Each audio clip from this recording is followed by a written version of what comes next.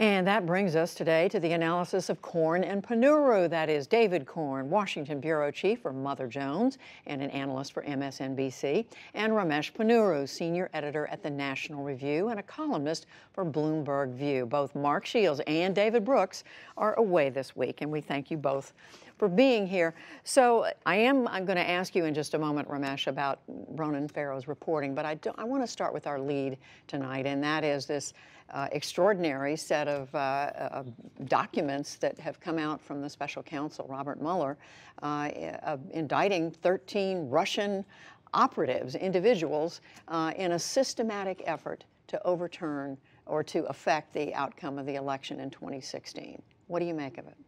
Well, I think that one of the things that gets ignored is just how much of a surprise this was. This did not leak beforehand, which I think is an impressive thing since so many things do leak in Washington, D.C. It shows you that Robert Mueller's running a very tight ship, and he knows things that the press doesn't know. He knows things that the people that he's investigating don't know that he knows. And that's something that we all have to keep in mind as we follow the twists and turns of this story. Where do you think, David Corn, that we are now, that there's any doubt in people's mind that the Russians were doing everything they could to affect the outcome 2 years ago? I think in Donald Trump's mind and in his diehard champions, I mean, people forgot that Robert Mueller's instruction, his task, is not just to investigate associations between Trump people and Russians, but to find out exactly what happened during the campaign in terms of what the Russians did.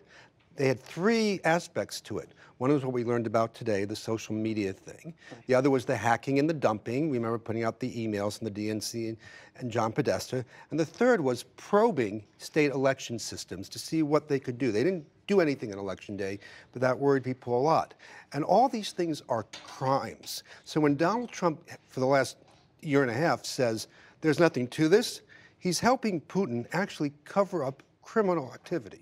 Well, and he's saying again, as we reported, Ramesh, no collusion, more evidence, no collusion.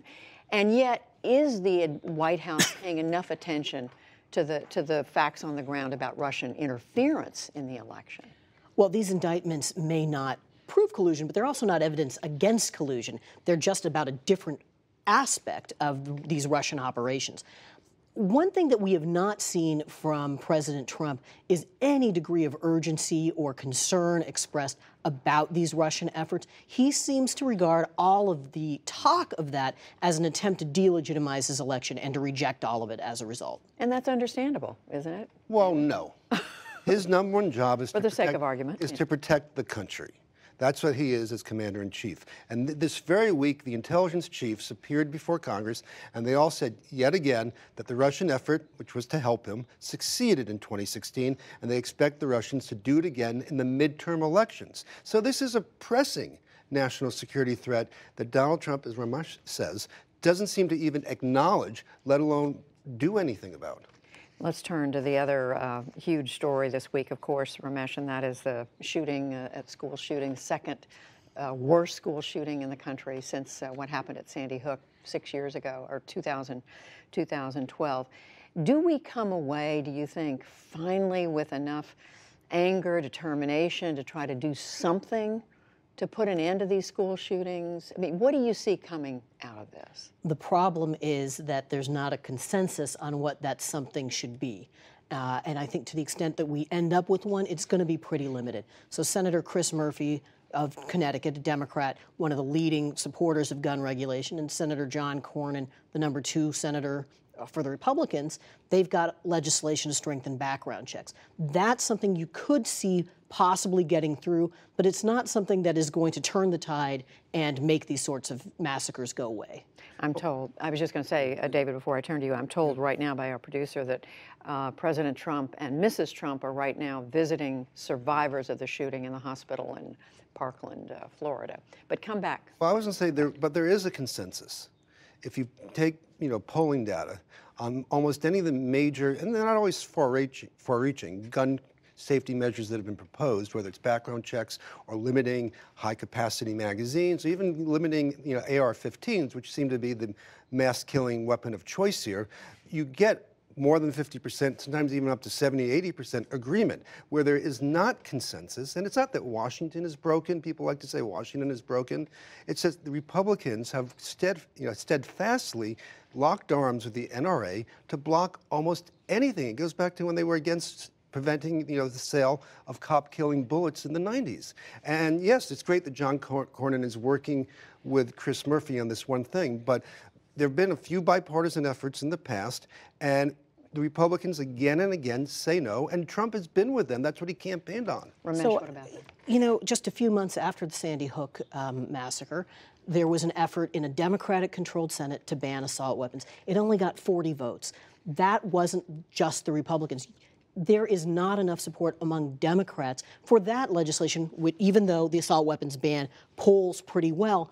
That's a suggestion we don't have the degree of consensus, because there are Democrats in Montana, Democrats in Colorado, places like that who are not going to support that kind of legislation. And yet, when you ask about background checks, a lot of people, for example, most Americans say they favor some common sense measures to impose gun controls on the use of guns. And they also favor restrictions on people with mental health issues. And I don't want to, stigmatize them, but that's something that Trump came in and eased right away. So, it's problematic. But the thing I would say is, if you turn to Donald Trump or the Republican leadership or the NRA, what do you have for us? Year after year, they have thoughts and prayers, which are kind and nice, but they really have no other programmatic policy proposals to deal with this. So if they don't have anything better to offer, blocking something is just not, I think, the right way to go. I do think it's a mistake to assume that the only something that's worth looking at are regulations on guns. I think one thing we've seen in this incident and in some previous incidents is a failure on the part of law enforcement. The government has been telling us for quite some time now, if you see something, say something. But that doesn't make sense if the government doesn't then do something with the information that people are giving.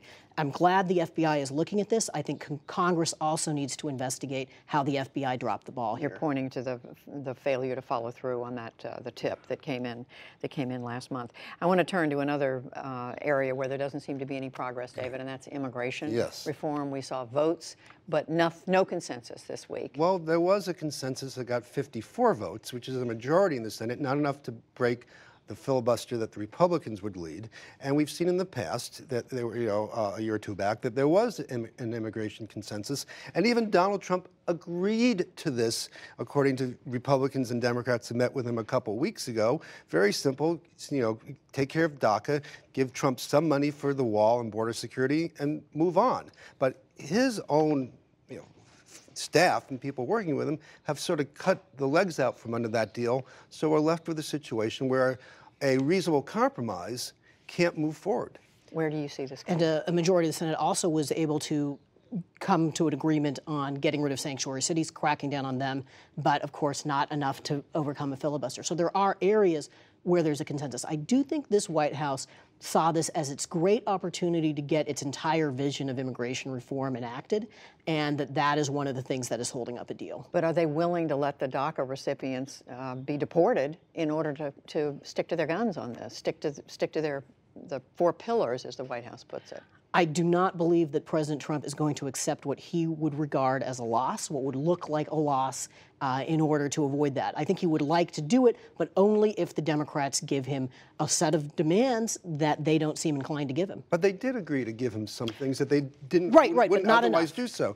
Right. So it does go back to him holding these people hostage. He created the situation and said, we're going to get rid of DACA unless you do something about it, and now he claims to want to do something about it, but he is holding them hostage until he gets more than what I think looks like to be a general reasonable compromise that gets over 50 votes in the Senate.